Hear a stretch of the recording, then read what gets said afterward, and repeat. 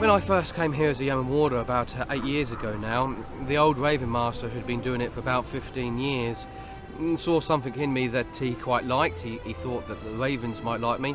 So he says, "Boy," he says, "let me introduce you to the Ravens." He said, I think I want you on my team." because they're territorial, they like to go into their own certain areas, and I kind of keep an eye on them to make sure they're not crossing over and arguing between themselves. You know, I'm first up in the mornings and the last to go to bed here at the Tower of London.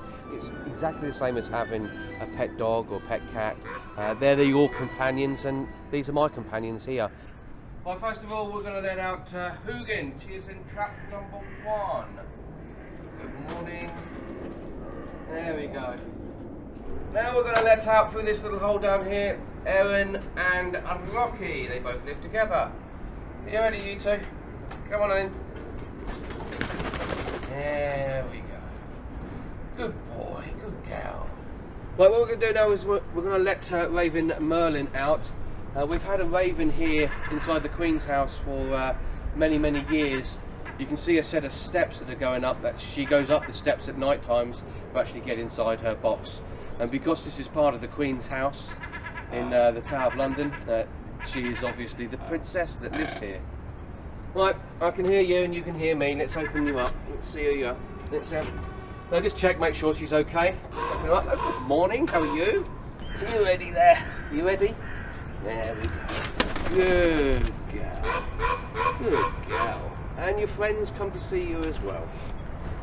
Ravens live on a diet of many different things, but predominantly what we feed them here is meat. They are scavengers by nature.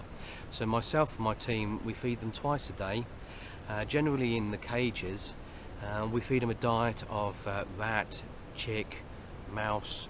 Sometimes we put in whole rabbits because they like the fur and the bones, and some other meat as well, some red meats and some chicken. They are attracted, they do attract people with dark connotations. In fact, at the Tower of London, the ravens have a good omen, because the legend says that should the ravens leave the Tower of London, it will crumble into dust and a great harm would befall the country. So therefore that is a good omen rather than a bad omen. Normally, to keep the ravens here at the Tower of London, I trim up some of their primary flight feathers. It just unbalances them. I have to do this every 3 to 4 weeks. It's like giving a person a haircut. It doesn't hurt the raven in any way. And they can fly, and they do fly, but because they're unbalanced, they don't go very far. And it just ensures the safety of the ravens here at the Tower of London, and of course the legend as well. We had Raven Moonin fly off a couple of years ago. One day I opened up the cage and I wasn't concentrating on what I was doing, and she sneaked out the door and flew off. About 2 days later after that, I got a phone call from Greenwich Observatory. A person at Greenwich had seen a raven in his back garden. So I got the phone number for this gentleman. I phoned him up and I said, "Is it still there?" He goes, "Yes, I think it's a raven." And I said, "Have you got any chicken in your fridge?" He goes, "Yes." I said, "Good." I said, "Have you got a blanket?" He said, "Yes." I said, "Have you got any gloves?" I said, "You're going to need some gloves." He said, "What do I need gloves for?" I said, "Well, you're going to catch the raven for me. The Tower of London depends, and the monarchy depends on you right now, sir." He said, "How am I going to do that?" I said, "Put the chicken in the garden. When the raven goes and lands on the chicken, throw the blanket over it, put your gloves on because it's about to bite you, and grab it for me and keep it for me until I get there." He done it, and he caught it. They go to bed at night times because of the safety of them, and I put them into their cages and I give them a whistle and they come into bed. I train them to come into bed at night times. Because they're quite habitual, the ravens here at the Tower of London, they have a pecking order, if you like, and they go in certain ways, certain methods, and they don't really like to change it, so that's how they do it. Because I spend an awful long time with the ravens, I probably spend more time with the ravens than I do my wife, to be honest with you, much to her annoyance. And so I get used to their characters. Some are quiet, some are quite loud, some are boisterous. We have one at the present time that if it's not getting too much attention, sometimes you'll see it laying down on the grass with its wings spread out and its feet sticking in the air playing dead, because there's a bit of an attention seeker. And I have so many people complaining that, "Oh, there's a raven dead, there's a raven dead." But I said, "Watch it." I said, "It'll get up in a moment."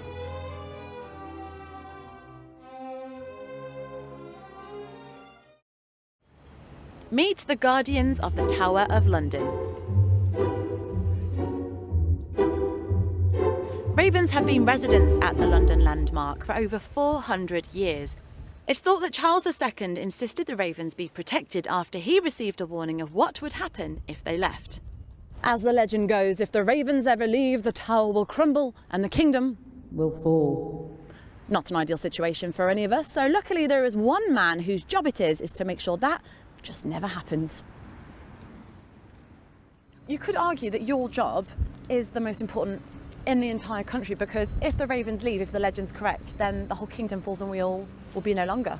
Yeah, you could say that I have a lot of weight on my shoulders, but you know what? I'm really good at my job, and there ain't no way that any of these ravens are going to leave this place, so we're pretty safe, to be honest with you. Here is me and Melina. And he's right. In the 7 years Chris has been Raven Master, none of the birds have flown away.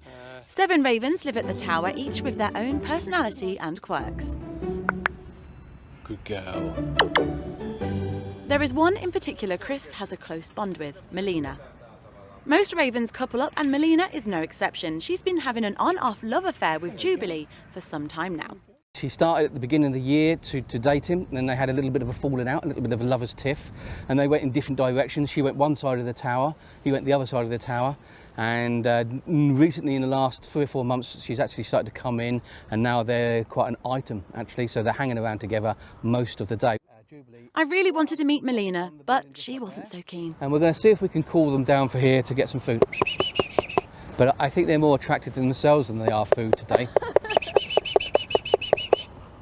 So we decided to give Melina some space and continued on with serving breakfast to the ravens. We've got 2 of the ravens in the enclosure, just going to feed them, and then 2 adolescent boys, naughty teenagers really if you like. They're going to eat a diet of, well, they have a diet of mice, rats, chicks, quail, some red meats and white meats, biscuits soaked in blood as a treat, and sometimes eggs as well, boiled eggs. So, breakfast for you two. Lovely. There. Good. Right. I'll see you in a moment. Eat. It's lovely. I've had some this morning already. Earlier this year, there was a new addition to the family. That is little George. So George is our newest raven here at the Tower of London. Of course, this year we had a breeding programme that we had at the Tower of London. We were successful. And we had 4 ravens born to the Tower of London. 3 of them have gone to live with a friend of mine in the countryside and are doing very well. Lucky them. But little George, he was born on St George's Day, patron saint of England. And so that's why he's called George. And he stayed with us at the tower, and he is now settled in really, really well here. I should say he, I'm talking about he. But actually a couple of weeks ago we found out that George is a she.